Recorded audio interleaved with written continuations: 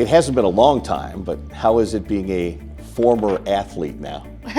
It's good. I mean, I miss it at times, but you know, the world must move on and gotta grow up and go on to different things. It's one thing when the season hasn't begun yet, but it's another thing once it begins. How much do you think you'll miss the competition?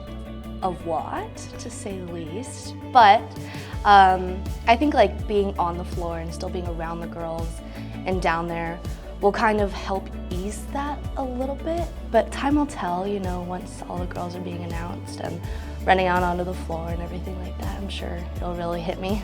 What drew you to coaching? Was it something you'd always thought about, or was it something that was brought to you? What drew you to trying to be a coach? I actually kind of coached a little bit when I was like younger. There are videos of me out there like when I'm like 7 or 8, like coaching the little girls. So it was something I was always kind of interested in.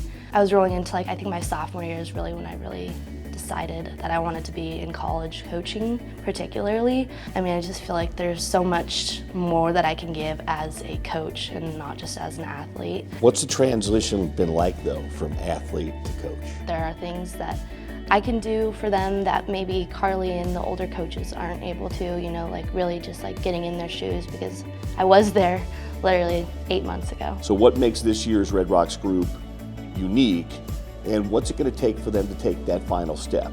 You know, they're all putting in the work to take that next step, because like it does take a little bit more, and I think they're really kind of getting into the nitty-gritty this year of like what it is we have been missing. They're all very hardworking, and they know that like their spot isn't a given, and that every single time they get to compete, it's definitely an opportunity and a privilege. So I feel like that's something that's really cool about this group, and they all genuinely care about each other.